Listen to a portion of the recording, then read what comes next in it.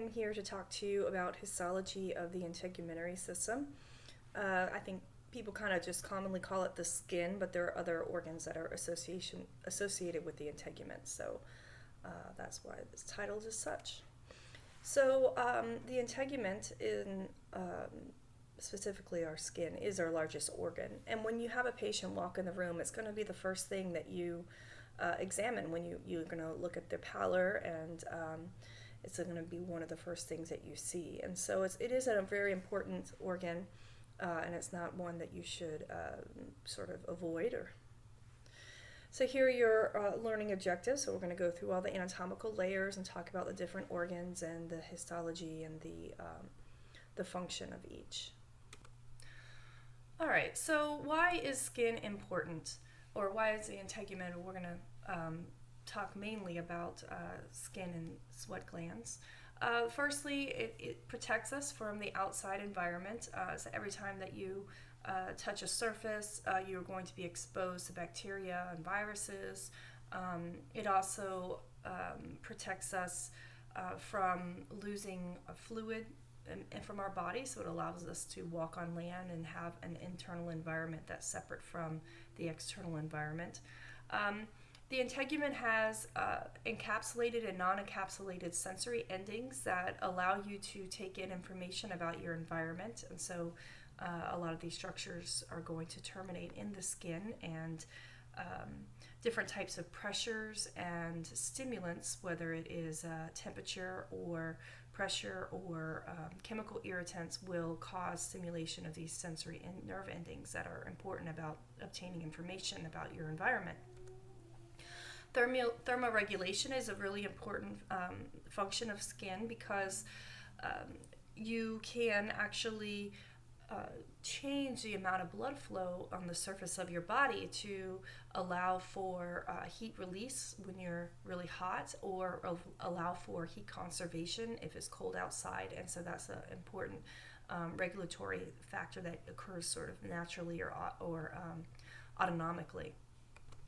Another function of skin is, I have endocrine here, but really it's metabolic, because cells of the skin will synthesize vitamin D3, which is really needed for calcium metabolism and proper bone formation. It also can help remove electrolytes that are in excess because of sweat production, and it can store a significant amount of energy in the form of fat in the subcutaneous tissue. And so those are kind of all important functions. And then water maintenance, making that barrier that is made up mainly of lipids in the skin, allows you to keep your water and internal environment separate from the external environment. All right, and so we also have some other organs that are associated with the skin, and that would be hair follicles and hair, sweat glands, a special kind of gland called a sebaceous gland, and also nails and mammary glands. And so I'm going to talk to you about all of them except for mammary glands, and these are all really important. They all developed from ectoderm, and they're all derived from not only from ectoderm, but they're derived from the epidermis, which is going to invaginate down and be seen a lot of these structures will be seen in the dermis, but they actually come from the epidermis.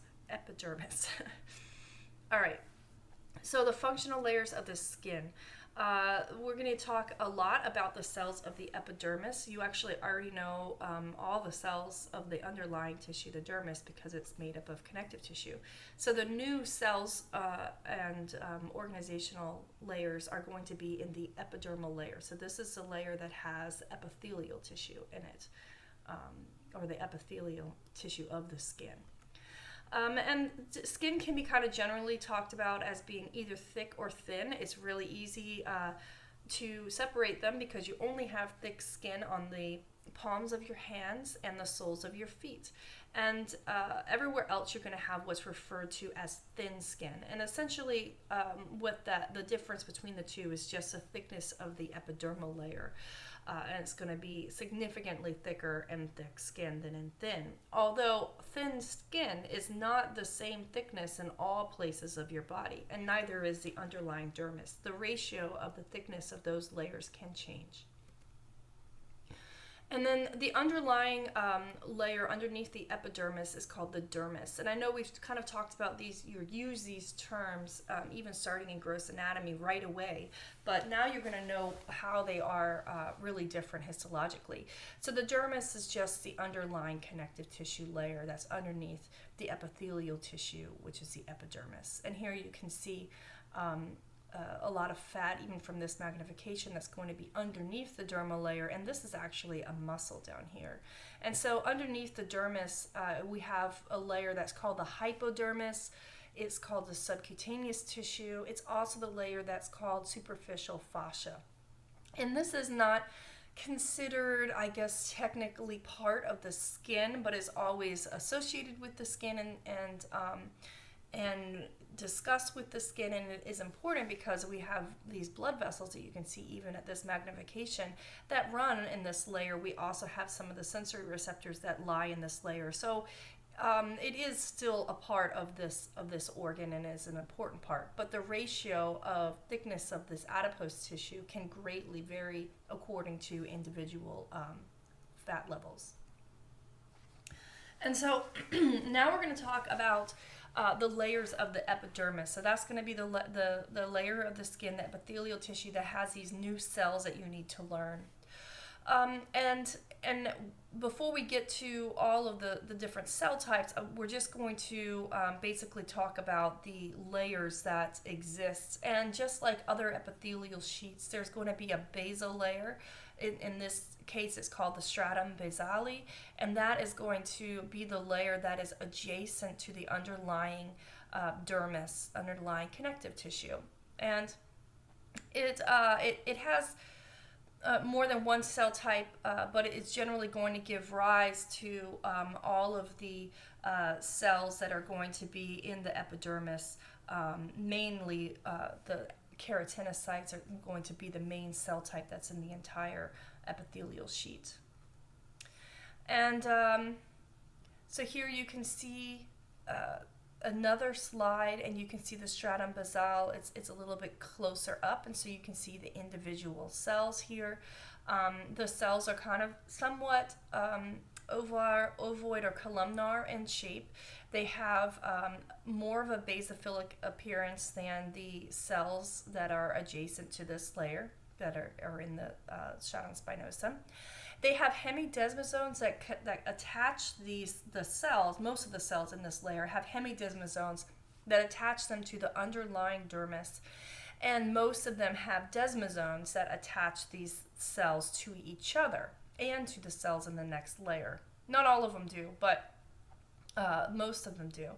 And some of the cells that are in the stratum basale, specialized cells called melanocytes, are actually going to produce melanin, which is going to give the skin a pigment. And here we have a clinical correlation called epidermolysis bullosa, and I'll talk a little bit more about it in class, but that is going to actually be a defect in the anchoring fibrils that attach the epidermis to the underlying dermis, and so you get a separation when there's a friction between onto the skin, really even a light friction that would normally not cause blistering, and so you end up with the separation between the epidermis and dermis, and you get accumulation of fluid that causes a blister, and so that can be a bit detrimental and cause lots of infections and other problems, which we'll talk about when we do the flipped classroom.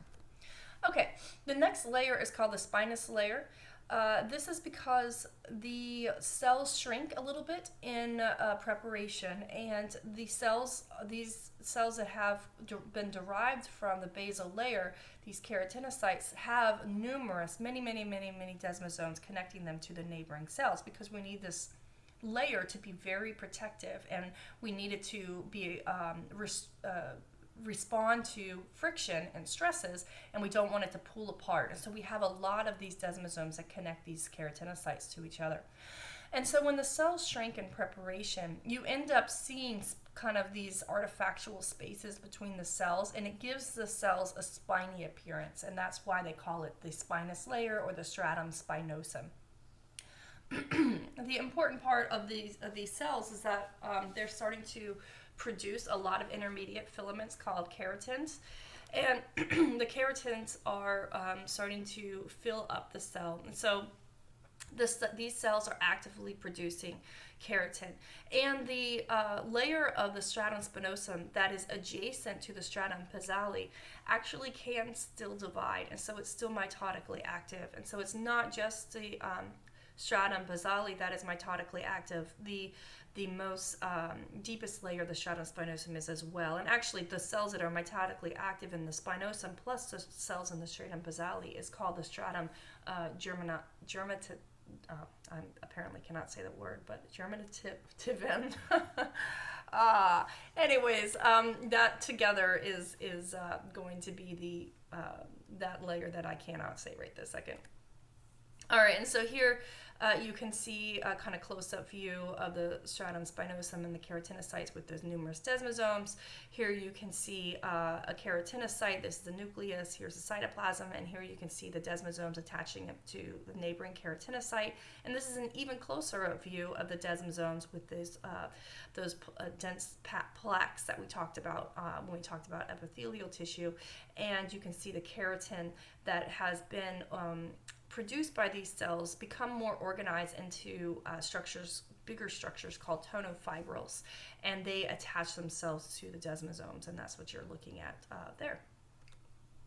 All right, so the next layer of the epidermis is called, if we're moving from deepest to most superficial, is called stratum granulosum. So the stratum granulosum layer is going to always look very basophilic when you're looking at the epidermis from farther back. And it is the last part of the epidermis, the most superficial part where you can see nuclei in the cells, because the cells are still, actively having organelles, and the organelles haven't been extruded yet. And so these cells look very basophilic because they are making, or they have, accumulation of keratohyalin granules that have a lot of filaggrin in them. And when they release the filaggrin into the cytoplasm, it actually causes further cross-linking of the keratin and will make the cells a lot harder and filled up with keratin.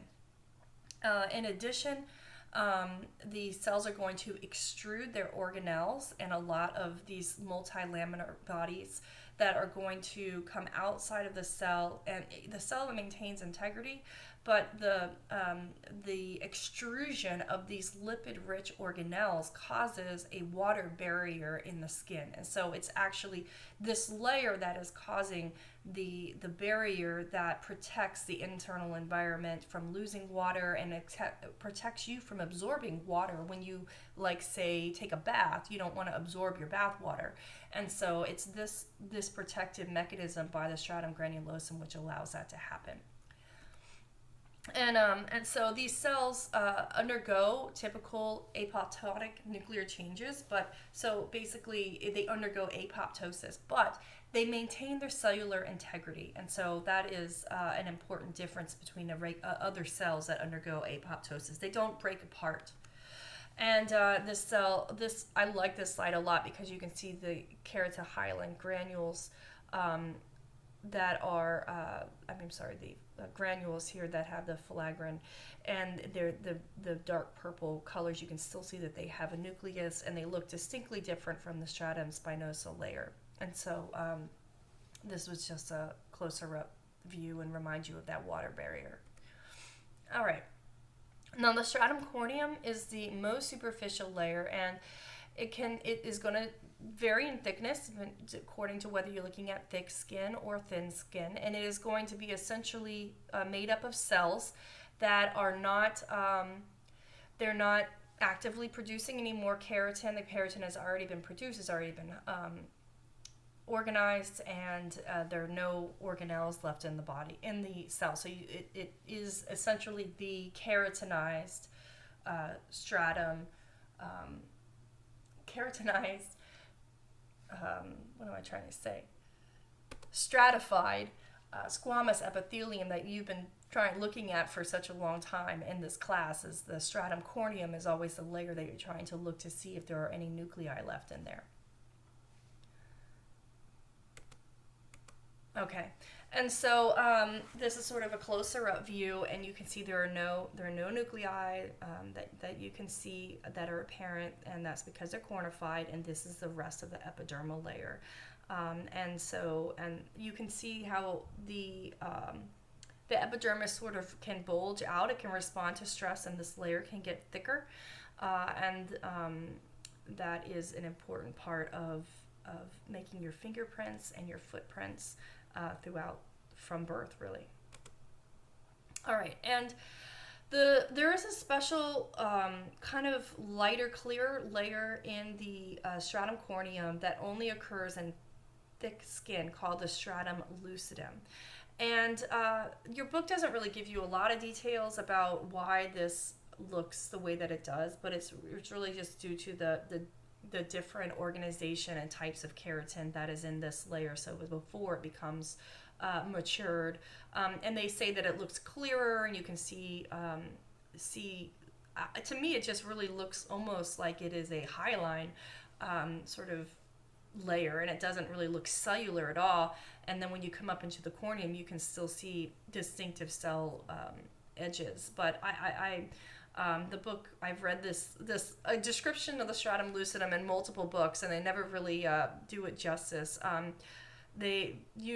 also seen it in other papers that talk about this elidin, which is a different kind of keratin that is more prevalent in the stratum lucidum, and that's why they think that maybe it looks lighter. But so anyways, it's this brighter pink, this pink color here that you can see, and it to me doesn't really look very cellular, although there are cells that are there, and they're still joined to each other, and you can really see that this is the later on in development, and this is earlier on.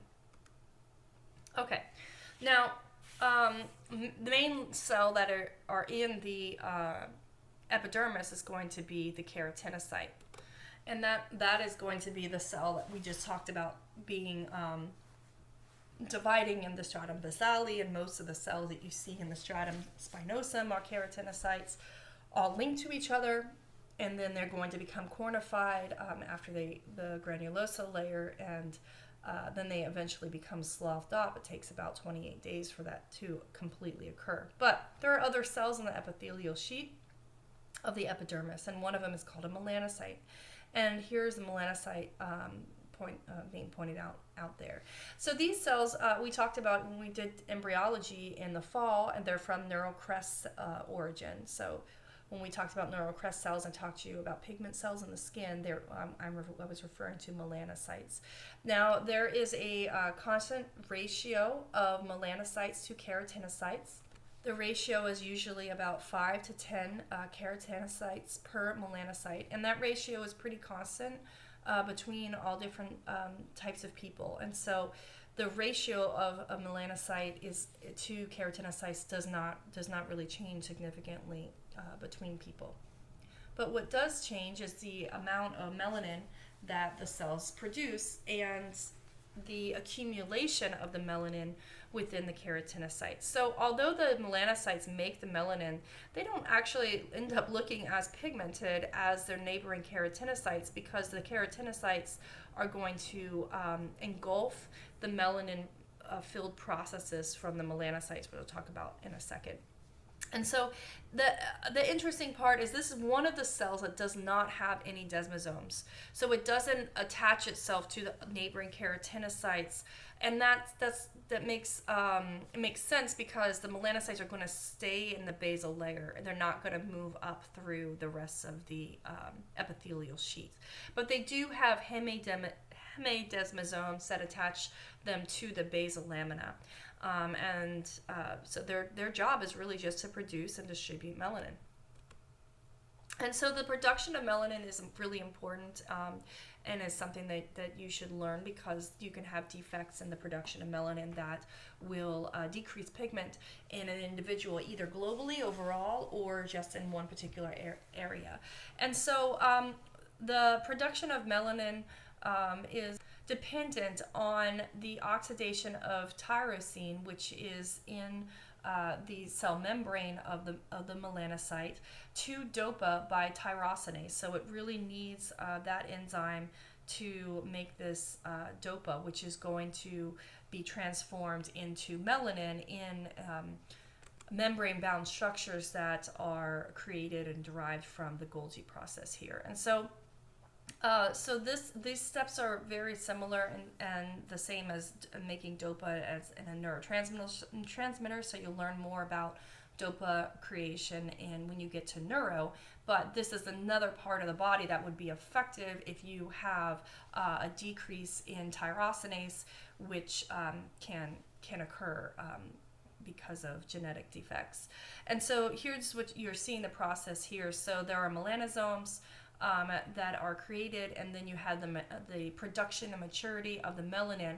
As you have maturity of the melanin, these melanosomes are going to be actively moved to the processes that are extended out from the cell membrane of these melanocytes that you don't really get to see when you're looking at a histological section, but they stick out into the rest of the epidermis between the neighboring keratinocytes. And so you can imagine that kinesin, which is going to be responsible for forward movement down microtubules of organelles and things like a melanosome. So kinesin is going to move these melanosomes out to the outside of these processes. Then what happens is that the neighboring keratinocyte is going to engulf the end of the process where the melanosome is located at, and is going to phagocytose the whole process and take it inside the cell so that it can take up the melanin, which is kind of cool actually.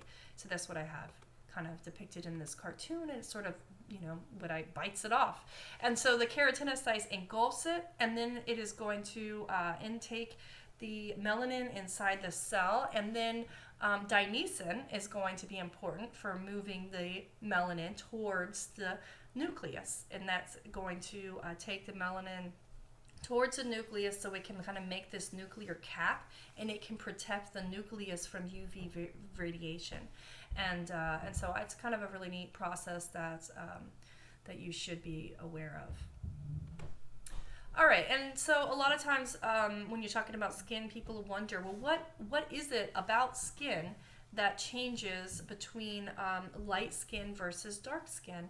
And the really neat thing is that the melanocyte ratio is the same, and it's just the production of melanin and the accumulation and breaking down speed of melanin in neighboring keratinocytes. And so that can change when you have exposure to more UV radiation. There is a chemical process that will first darken the existing melanin in the keratinocytes.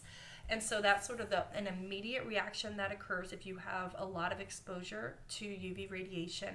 But then you also have stimulation of the melanocytes due to cytokines, stimulation of them to produce more melanin, so that you have more accumulation in neighboring keratinocytes. And so that's how you can kind of tan. It's a two-step process if you have exposure to more UV light. All right, another cell that's important in the epidermis is called a Langerhans cell. And the Langerhans cell is an antigen-presenting cell of the epidermis, and they are really scattered throughout the entire epidermis, and it's a shame that you can't really see them in routine histologic sections. But they have extensive processes that stick out from all sides of the cell, and they are derived from monocytes, like many of the other antigen-presenting cells. And they are essentially the macrophage of the skin. And so when they have contact with any kind of antigen, they are going to mobilize, and they can move around to alert the body's immune response that there is an antigen in that area. And so they're really cool cells. And this is a slide that I got from Dr. Davale, and he gave me this because it is an immunohistochemical chemistry slide, and you can see Langerhans cells that are stained here and how prevalent they are within the epidermis. Another cell that is prevalent in the epidermis is called a Merkel cell. And a Merkel cell is, I know it starts with an M, but it doesn't have anything to do with melanin production, and it is not an antigen-presenting cell. But it does sit on the basal lamina, and it is down really, and what I wanted to, I forgot to say, and I wanted to say that the Langerhans cell does not sit on the basal lamina, that these cells are interspersed throughout, mainly the stratum spinosum. Okay, so they're in a whole different location. And in contrast, the melanocytes and the Merkel cells sit on the stratum basale. They're down in the basal layer. This is an oblique section, which is why that's stained up there. And so these cells are important because they are a very sensitive tactile receptor. They have granules at the basolateral aspect of the cells that are neurosecretory granules. And the cool thing about these cells is that they have desmosomes with the neighboring keratinocytes. And so as you get, the keratinocytes will pool on these Merkel cells because of their attachment, and they cause an influx of calcium into the cell, which causes release of neurosecretory granules, and they are these cells are adjacent to afferent nerve endings, which causes depolarization, and it sends a signal to your brain so that you know that you have some very sensitive touch, which is just disrupting the epidermis. And so I just think that they're really cool cells. They're very, very sensitive, and I think it's neat the way that they work. And this is a pathologic slide showing you a Merkel cell carcinoma, which is very rare. It's a rare carcinoma, but it's because of its location and because these cells will divide, they divide rapidly and they can spread really deep. And so they have twice the mortality rate as the melanocyte derived carcinomas. So I just wanted to give you that. It's pathologic, so that's not the way it normally looks. All right, so if we move inward, and now we're talking about the dermis. So if you remember the epidermis coming from ectoderm, and that the dermis comes from that paraaxial mesoderm, if you remember that duromyotome, just trying to refresh your memory. So it comes from a completely different place. Luckily, you know all of the components of the dermis already because it's connective tissue, essentially, and blood vessels. And so that's this highlighted region here. So if you can see when you're looking at a slide of skin, how the little tiny bit that makes up the epidermis, but very specialized cells that are really important. And then the underlying supporting dermis is super important as well. And this gets really, really thick. Like, for example, the thickest place where you have the dermal layer is in the back, actually. So the dermis has a rich supply of blood vessels, lots of lymphatic vessels, and then you have these epidermal derived organs that have invaginated down into the dermis, like hair follicles and glands. And then you have a lot of nerves. You have a lot of free nerve endings and also encapsulated sensory receptors that we'll talk about that are in that location as well.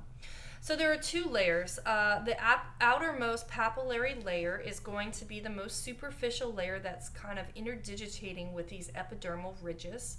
And so we call those structures that stick up and interdigitate with the epidermis, we call them dermal papilla. And that's made up of loose connective tissue. Now, it doesn't have a lot of fat in it, and I think loose connective tissue can be diverse in the way that it looks. Let me just say that they call it loose connective tissue because it has more cells in it and less fibers than the underlying layer. Although when you're comparing it to like the hypodermis, it definitely has less areolar loose connective tissue in it, but it still is more cellular than its supporting reticular layer. A lot of type 1 and 3 collagen fibers, and it does have some elastic fibers in it as well. I mean, you will see some very small blood vessels in that location and some specialized nerve endings. So the highlighted area is the area that is the papillary layer. Now, if you remember, it's going to be the layer that is interdigitating with the epidermis, so it has hemidesmosomes, it's contacting with the epidermal layer. And so remember that we have those anchoring filaments, that type 7 collagen that is sticking up and into there and wrapping around the basal lamina to make a strong interface. And then we also have focal adhesions that are going to be there as well, if you remember those types of adhesions from the epithelial lecture.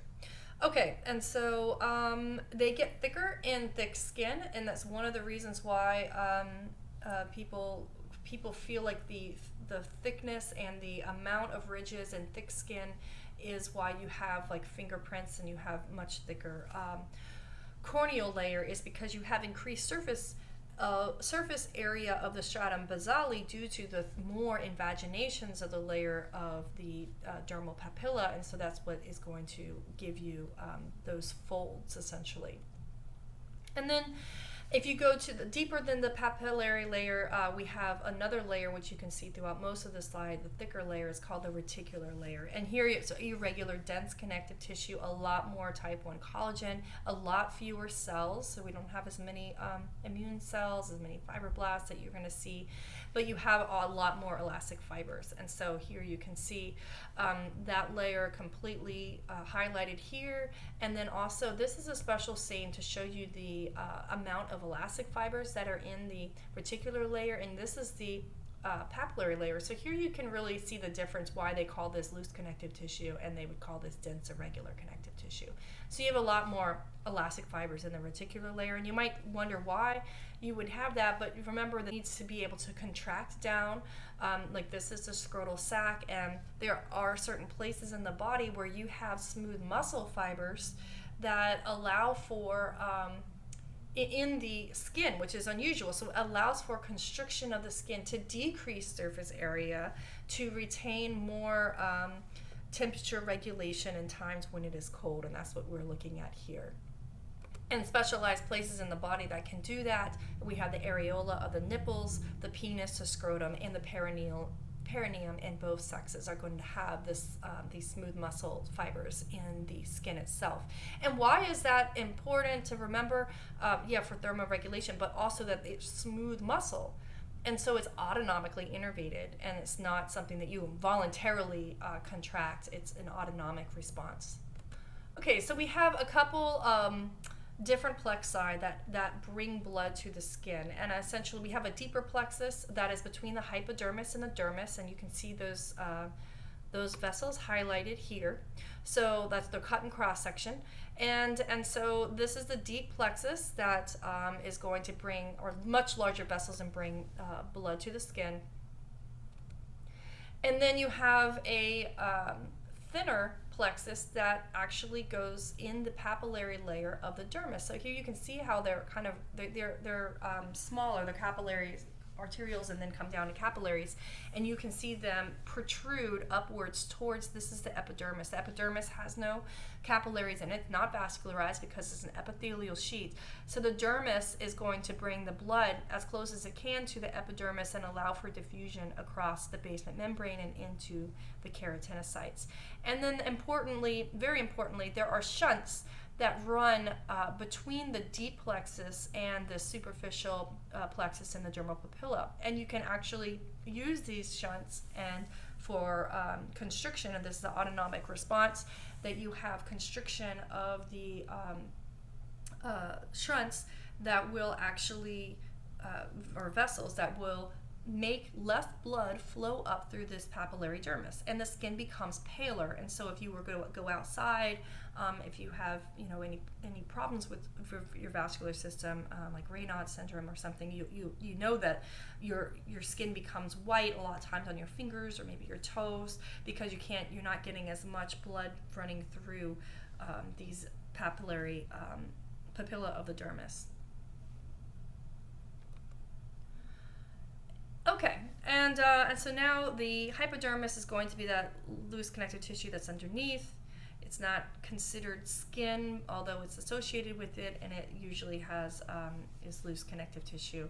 And we do have a couple places in the body, like for example, for facial muscles, for the muscles of facial expression where, actually I'll go to this slide here, where you will have striated muscle that's just deep to the subcutaneous fascia, right, and it attaches to the fascia that allows you to do muscle facial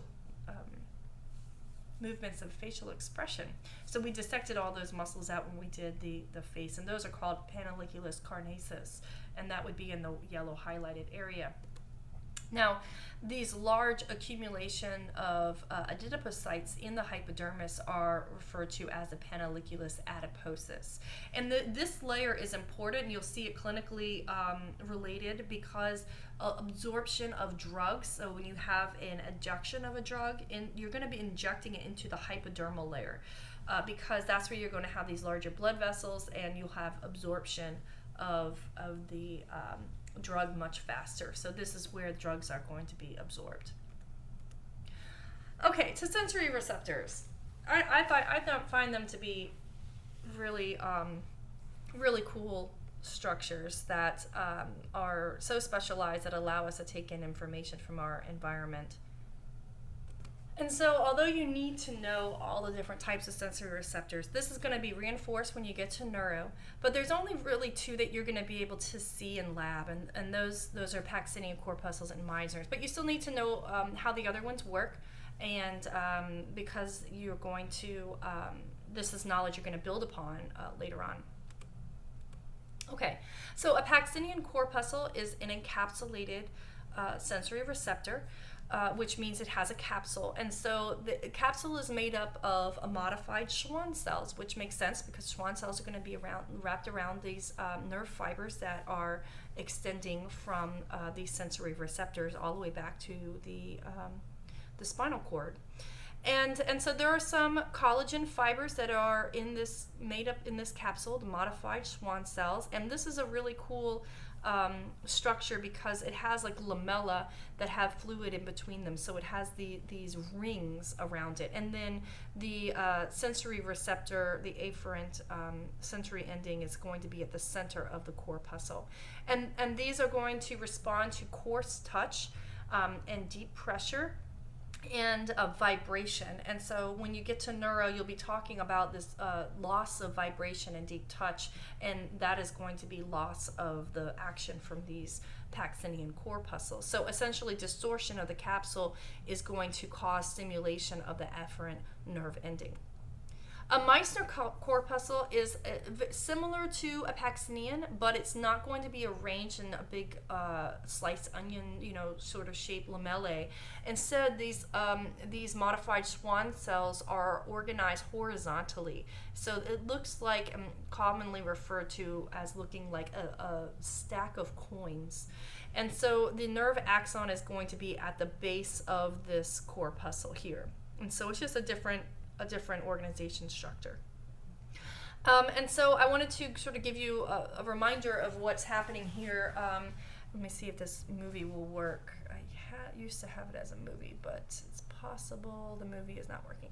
Okay, it doesn't. All right, so that's okay. So essentially, this is the receptor, and if you were to compress the receptor from deep touch, because these are going to be located in the dermis or even the hypodermis at times.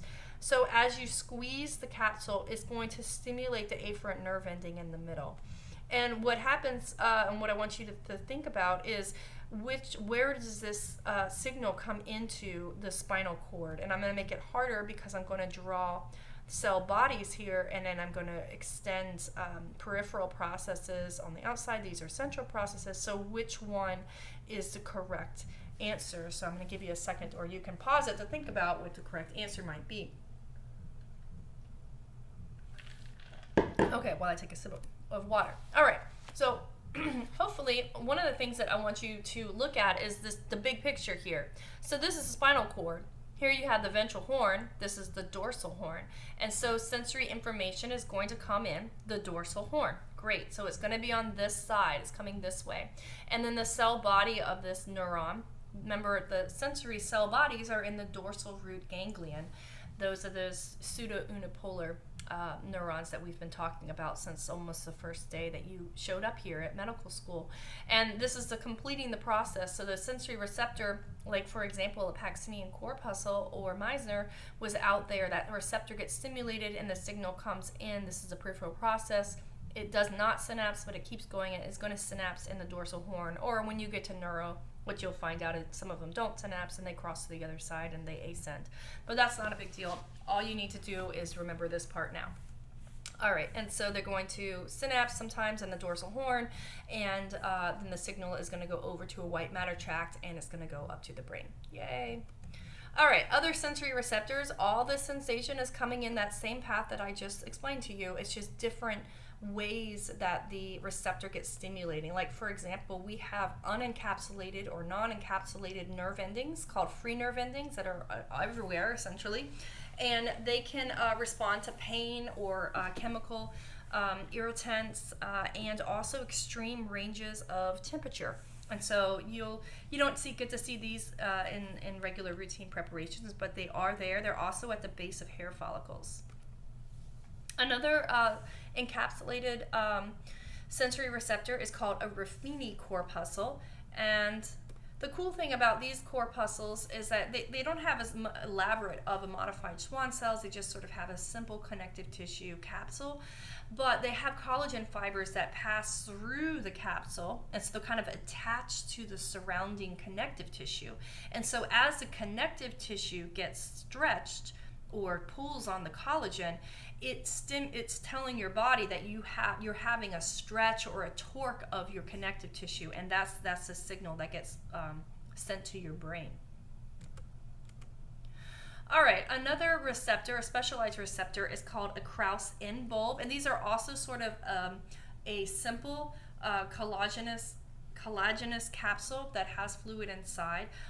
And these are located, though, in only a few places of the body, like the skin of the penis and the clitoris, and they are deeper down, and they are just going to respond to low-frequency vibrations. And so I actually have a little clinical correlation thing if you want to look at that later. And then another corpuscle is the Merkel corpuscle, and I already talked to you about these earlier in this lecture, so you want to go back and look at the Merkel cell, because the cell is just interacting with the underlying afferent nerve ending to make this happen. So I already talked about that, and I'm getting tired, so I'm not going to talk about it again. So you can go back and listen to that part. But Merkel corpuscle is really the cell with the underlying afferent nerve ending. Okay, hair follicles. Hair follicles are really cool invaginations of the epidermis, and so they're going to be the location of where hair is synthesized and made. And it happens actually pretty similarly to the way that the skin is made. It's just different types of keratin, and which makes the keratin harder. And they're distributed all over the body except for on the palms of the hands and the soles of the feet, on your lips, on the penis, on the clitoris, and the labia minora. So everywhere else we have hair, and we have different amounts of hair, different ratios of hair to different centimeters of skin. We don't have it the same, and the growth doesn't happen the same all over your body. It doesn't even happen the same in one particular region. So that's going to vary, and also the color of hair varies according to the type of melanin that is produced in the hair follicle. So histologically, this is what a hair follicle looks like. It usually just looks unusual, and so there's this big unusual shaped structure, and it has usually a yellowish orangish stained keratin inside. Although it doesn't always have to be yellow, it does look that way quite a bit. And they're almost always cut obliquely. So these are cut, so where sometimes you see the hair and it's still a hair follicle down here. It's just that you didn't cut in the hair that section. And so they're always cut strangely. And they're associated with sebaceous glands, which is a specialized gland that has holocrine secretion, and it's growing out from the hair follicle, and also associated with muscles, specialized muscles called erector pili, which are smooth muscles. They're autonomically controlled, and they are going to help sort of straighten the hair when you get cold, and it also can be in response to emotional stimuli. And it will stand the hair up straight to slow the movement of air along your skin to help to retain warmth and to keep the air warmed around your skin to stop it from being removed by airflow. And it also contracts and helps to expel sebaceous gland secretions that are just nearby. So those are the three parts of the hair follicle. So the histological examination of hair follicle, I have to say, this is really one of those things that nobody likes, and there's just a bunch of anatomic terms, and it can kind of be a little, I don't want to say irritating, but maybe dry and somewhat boring. I'm not going to lie. All right, so we have some anatomic terms. I'm going to do the best that I can for you. The first one is that you need to know that a dermal papilla comes up and supplies a hair follicle. So you're gonna, when you first look at a hair follicle, find the dermis, the underlying dermis. It's gonna have all these fibers, and it's not gonna be as spotty and cellular as the rest, okay? And then this is cut obliquely. And so this whole hair follicle is cut obliquely, and this is cut in cross section, which is why they look different. You can't see the dermis in here, but you can see a cross section of the hair, which kind of gives you an indication that the hair is made up of more than one part. It has the most inner part is called the medulla, and the outer part, more outer part, is called the cortex, and that's similar to the organization pattern of any organ that we've talked about. But then on the very, very outside of this hair is a thin cellular, it doesn't look cellular from this magnification, but a thin layer of keratinocytes that's called the cuticle, and they're stacked like shingles. And I guess they're just anatomic terms, but yet the medulla is important to know that this is going to have the softest amount of keratin in it. The cortex is harder than the medulla, but it's not as hard as the cuticle, which is the outermost portion of the hair, and that keratin inside is much harder than the rest of it. And then other parts of the hair follicle that you can see here is referring to the sheath. We have a root sheath that is made up of cells, and that is you're going to see those cut here in this cross section. And the external root sheath is going to be the one that is going to come up all the way and be continuous with the rest of the surrounding skin as the hair follicle. I'll show you some examples of that. But the internal root sheath is really only going to be the keratinocytes and melanocytes that are in the actual matrix of the follicle and making the actual hair itself. And so that is going to not be continuous with the surrounding epidermis. Now I have a lot of things highlighted here, so as we go through the first part, and this is the big picture, is that there at the root of the hair follicle you have the dermal papilla come up, and then you have this matrix of keratinocytes and melanocytes that are going to be making the hair. They'll be moving inwards and upwards and becoming keratinized and making the hair itself, okay? And then I have the structures highlighted as we go along that you can see. Whoops, sorry. I guess I didn't have this one as an arrow. I see it coming up, but anyways, it doesn't matter. I have highlighted for you now that internal root sheath, which is just going to be the cells that are moving up from the matrix that are just part of the hair follicle, and they're going to not decrease, but disappear at about mid-shaft of the hair follicle itself. The external root sheath is going to come up all the way, and it's going to be continuous with the surrounding epidermal layer. And then between the epidermis, so if you can just imagine that these cells all in here from the epidermis and epidermally derived, and between the outer dermal layer, we have this hyaline membrane that we call the glassy membrane. And so that separates the underlying connective tissue from the epidermal derived tissue, okay?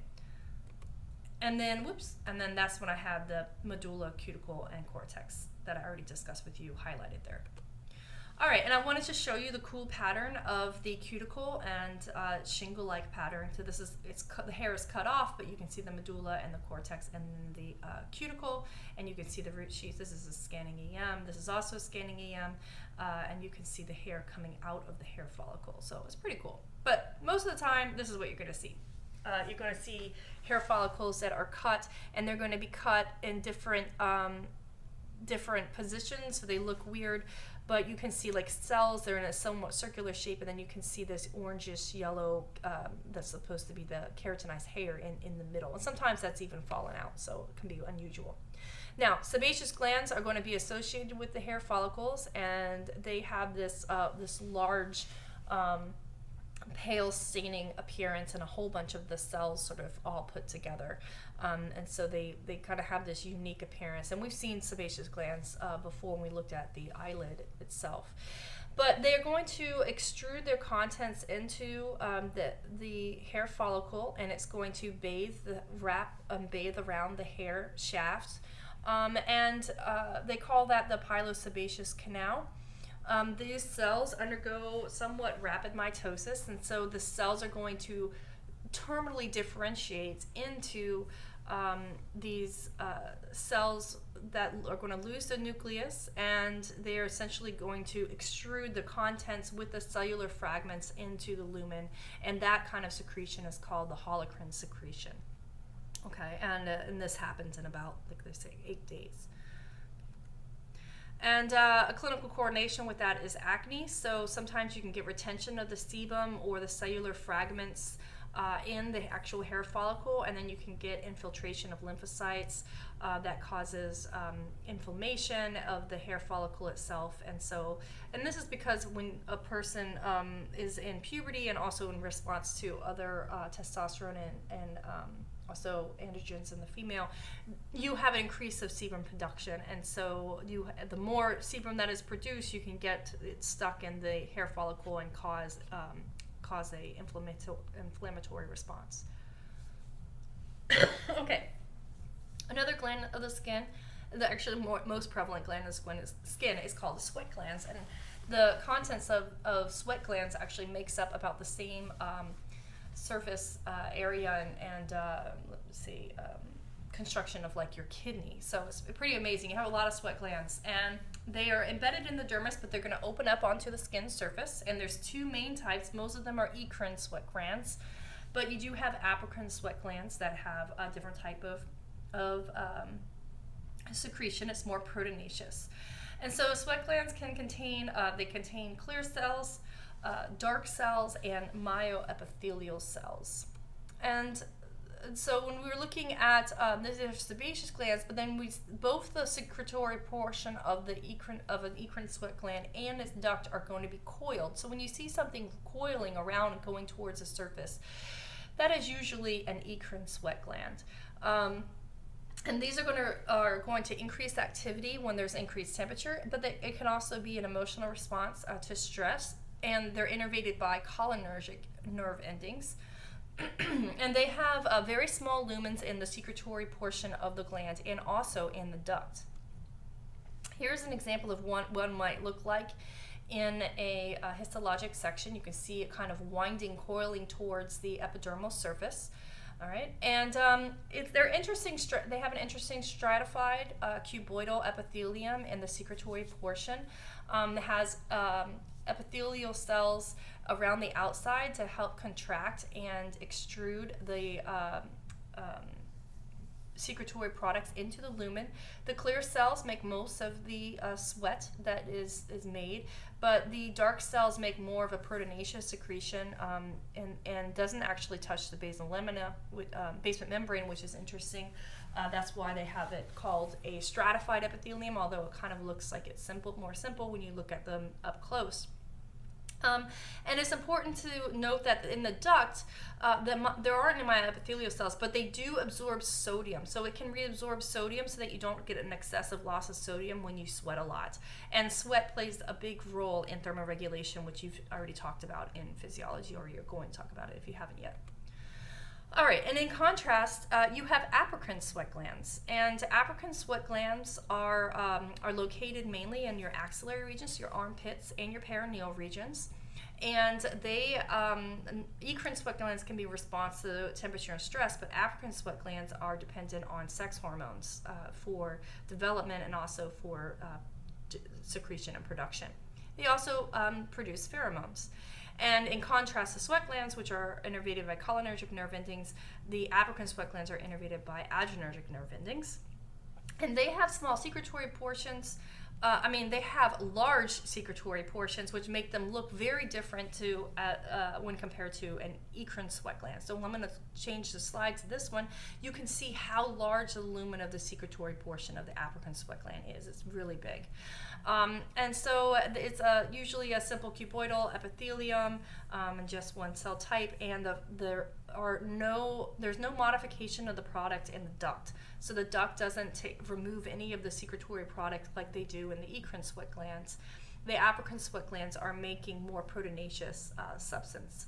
It's not the same kind of product. And although there's no smell to the apocrine sweat gland, when it releases its products immediately, oftentimes bacteria feeds on the product of the sweat gland, and it can give the area where these glands are active a smell after that has happened. So that's why your armpits smell or perineal region can have a distinctive smell to it. Is not because the apocrine glands, the products themselves smell, but the neighboring bacteria will feed on the products, and that fermentation of the product does smell. Production of nails is very similar to the production of hair. You can see in this histology picture here, this is actually a close-up view of a sagittal section through the nail and the nail plate that you're looking at. And the difference is maybe the orientation. This is down here where the basal cells are going to be located at.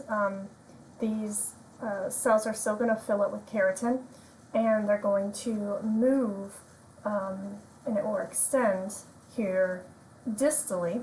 So this is the proximal part here where the keratinocytes fill up with keratin, and then they make this nail matrix that becomes more and more keratinized and again grows outward. That's what the nails start here at the cuticle. You can see where the cuticle invaginates here into this nail matrix, and we call this region the epimychium.